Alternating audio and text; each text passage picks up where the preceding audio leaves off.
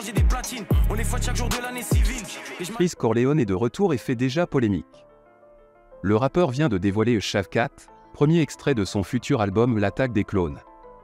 Mais une phrase du morceau visant Gérald Darmanin provoque un tollé sur les réseaux sociaux. Rappeur à la plume tranchante, Freeze Corleone est habitué des controverses depuis ses débuts. Ses textes directs lui ont valu de nombreuses censures par le passé.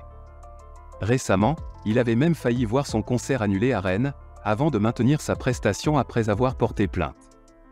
Mais avec ce comeback très attendu, Freeze remet déjà le feu aux poudres. Dans Shavkat, il cible ouvertement le ministre de l'Intérieur Gérald Darmanin. Depuis la sortie du titre Shavkat de Freeze Corleone, les noms Freeze et Darmanin sont en tendance sur Twitter. En cause, une phrase du rappeur visant directement le ministre de l'Intérieur Gérald Darmanin, « Je préfère être accusé d'antisémitisme que de comme Gérald Darmanin ». Pétasse, et je crache des flammes comme Arcanin. Je préfère être accusé d'antisémitisme que de viol comme Gérald Darmanin. Avec cette attaque frontale, Freeze Corleone fait référence à l'accusation de viol déposée contre Darmanin par Sophie Patterson-Spatz en 2017, qui l'accuse d'avoir demandé une relation en échange de son soutien politique. Dans le même morceau, le rappeur s'en prend également à Christophe Galtier, l'entraîneur de l'OGC Nice, qui l'accuse de racisme. Tu me vois sur des vélib, tout tourne en rond comme des hélices, Fox et négro comme Christophe à l'OGC Nice. Avec ses pics contre Darmanin et Galtier qui circulent abondamment en ligne, Freeze Corleone crée d'ores et déjà une vive polémique autour de son retour musical. Le rappeur Lompal est accusé d'agression sexuelle depuis quelques jours sur les réseaux sociaux. Mercredi 19 juillet, une jeune femme prénommée Jenna a pris la parole sur Instagram pour dénoncer le comportement de l'artiste. Dans son message, elle affirme que depuis 2 ans j'entends, dans le milieu de la musique, des témoignages de femmes ayant subi les gestes déplacés et non désirés de Lompal. Je suis profondément triste du silence qu'il y a dans certains milieux, concernant les agissements illégaux, même inhumains, d'hommes beaucoup trop à l'aise. Je parle notamment des milieux que je fréquente, la musique, le cinéma, la restauration. Ce n'est pas parce que le grand public n'est pas encore au courant que nous n'avons pas le droit de dénoncer. De noms, très connus, d'hommes se sentant intouchables, ne sont pas irréprochables. Accusés d'harcèlement et ou d'agression sexuelle par plus d'une. Combien de temps le silence va-t-il durer? Je commence avec les premiers, cela fait maintenant 2 ans que j'entends, dans le milieu de la musique, des témoignages de femmes ayant subi les gestes déplacés et non désirés d'Antoine Lompal. Je le répète, toute l'industrie musicale est au courant. Ce silence n'est littéralement plus possible. Voir son nom en tête d'affiche pour de nombreux festivals également. C'est le cœur en miettes que j'entends les fans hurler ces paroles de chansons sans même savoir quel genre d'homme il est. Parler en, faire mine de ne pas savoir c'est être complice, c'est accepter. Pas seulement ses actes à lui, mais tous ceux de chaque homme qui pense pouvoir exercer ses immondices impunément. Elle appelle à ne pas rester silencieux face à de tels actes. Cette accusation publique contre Lompal a rapidement fait le tour des réseaux sociaux. Dans le rap français, il n'est pas le premier artiste visé par de telles dénonciations, à l'image récemment de Moa Lasquale et Roméo Elvis. Pour l'heure, Lompal n'a pas réagi publiquement à ces accusations d'agression sexuelle qui entachent fortement son image. Suite à l'accusation d'agression sexuelle visant Lompal, Booba n'a pas tardé à réagir à sa manière sur les réseaux sociaux. En effet, le clash entre les deux rappeurs ne date pas d'hier. En 2019 déjà, Booba avait taclé Lompal sous une photo dénudée de ce dernier, le raillant sur un potentiel prix aux victoires de la musique. À l'époque, Lompal avait préféré prendre ses piques avec humour. Mais face aux récentes accusations, Booba remet le couvert en partageant à nouveau le cliché polémique de Lompal sur moto. En légende, il écrit simplement « On savait fort », sous-entendant qu'il se doutait depuis longtemps du comportement répréhensible de Lompal.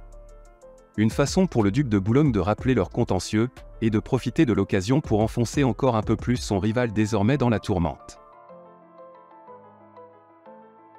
Le GP Explorer, événement automobile entre créateurs de contenu organisé par Squeezie, s'apprête à faire son grand retour. Après le succès fou de la première édition, l'édition 2022 se tiendra le 9 septembre prochain, avec un casting de choix. Pour cette course sur circuit réunissant une vingtaine de youtubeurs triés sur le volet, Squeezie a en effet réservé quelques surprises. Parmi les récentes révélations concernant le casting du GP Explorer 2, 2 noms de rappeurs ont fait sensation, Soso Maness et SCH. C'est lors du mémorable concert de SCH au Vélodrome de Marseille que Squeezie a créé la surprise en débarquant sur scène au volant d'une véritable voiture de course de type F4. Un coup d'éclat qui lui a permis d'officialiser en direct la participation des deux célèbres rappeurs marseillais à son événement automobile. Une annonce fracassante qui n'a pas manqué d'électriser le public du Vélodrome ce soir-là. En apparaissant aux côtés de SCH dans cette mise en scène spectaculaire, Squeezie a marqué les esprits et généré un énorme buzz en confirmant la venue de Soso Manes et SCH au jeu P-Explorer 2. Mais ce n'est pas tout, un autre rappeur vient s'ajouter à la liste des participants. Kekra, révélé par le tube OMV et désormais figure incontournable du rap marseillais, sera également de la partie selon l'annonce de Squeezie. Autre invité de marque dévoilé récemment, le youtubeur Mister V. Très enthousiaste à l'idée de dévoiler ses talents de pilote, ce dernier a confirmé sa participation dans une vidéo, remerciant Squeezie de l'avoir convié à ce jeu P-Explorer 2 qui s'annonce déjà mythique. Avec ses premières révélations, nul doute que l'événement attirera les foules devant leur écran. Entre figures de YouTube, rappeurs phocéens et courses de bolide, tous les ingrédients sont réunis pour faire de cette seconde édition un show aussi divertissant qu'explosif. Et d'ailleurs, SCH il est fort hein. Il est fort ce salopard hein. C'est pas une escroquerie hein, sa mixtape Autobahn, son délire voiture et tout hein. Il est fort hein. Il est tellement fort, lui à la base il a fait beaucoup de motos, il a fait de la moto sur piste et tout. Donc moi j'en ai fait une seule fois, croyez-moi, plus jamais. Et ouais du coup il a dans une F4 tu sens qu'il sait comment ça marche quoi. Il est très très bon SCH. Alors que Soso, j'espère qu'il est là. Le Soso il s'est lancé dans un Man Games et il veut me faire croire qu'il va finir devant moi. Après près de 2 ans d'exploitation, Orelsan a annoncé la clôture de l'ère Civilisation sur Instagram. L'artiste de Caen a mis un terme à ce projet marathonien après un ultime concert à Béziers cette semaine. Hier soir, c'était la dernière date du Civilisation Tour. Mais on n'a pas pleuré parce que ça n'était que du fun, a déclaré Orelsan, remerciant toute son équipe qui a participé à ce projet massif. Entre le documentaire, l'album certifié disque de diamant, la méga tournée française et internationale, ainsi que la réédition, Civilisation aura accaparé Orelsan pendant ces 2 dernières années.